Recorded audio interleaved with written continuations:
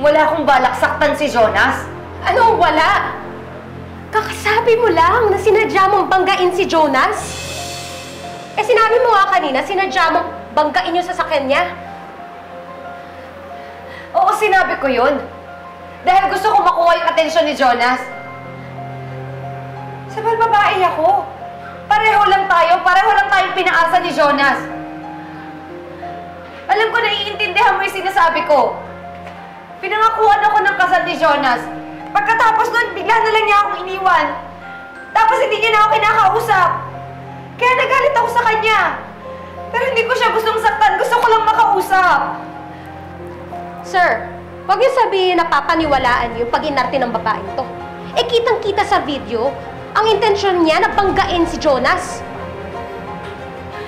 Pero sir, hindi ko naman po kasalanan kung nasaktan si Jonas eh. Huwag niyo naman isisi sa akin yung aksidente niya.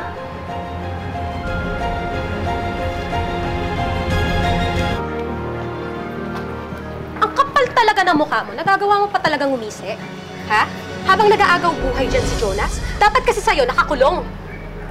Walang dahilan para makulong ako. Sa ngayon, wala. Pero babalikan kita.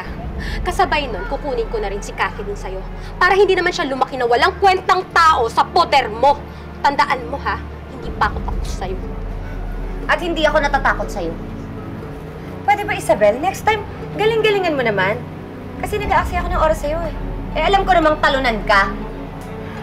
Ano nga palang feeling ng talunan? Sabihin mo nga sa akin, gusto ko malaman eh. Hindi ako talunan! Dahil wala naman akong tinatago. At sa oras talaga na malaman ko yung katotohanan, pagtatawanan talaga kita. Ano bang katotohanan yung sinasabi mo? Wala akong dapat aminin sa'yo. Bakit hindi mo na lang kasi sabihin yung katotohanan? Sino talaga ang nanay ni Catherine? Bakit pilit-pilit mo talaga siyang tinatago? Ako ang mommy ni Catherine. At hindi na magbabago yun. Sa mata ng mga tao at sa batas. Pero hindi sa mata ng Diyos. Nagsisinungaling ka. At kitang-kita niya yon. Sa lahat na nagawa mong kasamaan, siguradong sisingilin ka niya sa lahat na nagawa mo sa pupuntahan mong impyerno. Hoy. Hoy, hoy, ano yan? Ano yan, hoy? Kawatin niyo nga yun. Tama na.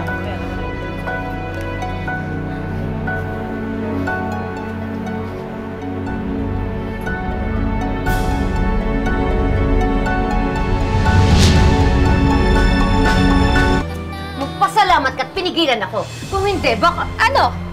Papatayin mo ko? Eh, ilang beses mo na nga yung binalak, hindi ka naman nagtagumpay, di ba? Pwede ba, Isabel? Huwag ka nga mag-imbento ng kwento. Sa bagay, siya ka pala magaling, no? Gumawa ng kwento, gumawa ng storya, panalo ka dyan eh. Di ba naloko mo nga kami nung kinuha mo yung anak ko sa akin? Hindi mo siya anak. Ni hindi mo nga siya kadugo eh. Ni wala kayong koneksyon. Ako, may mas karapatan pa akong tawagin siyang anak dahil galing siya sa sinapupunan ko. Kulong niyo na nga yung babae niyan bago pa siya mapatay ng ibang tao. Ikaw dapat yung kinukulong. Tama Ikaw na. dapat yung kinukulong. Tama na! Kayong dalawa, gako na sir, kayong dalawa ikukulong ko. Attorney, sige, ilayin nyo na yung mga kliyente nyo. Samahan nyo na sila.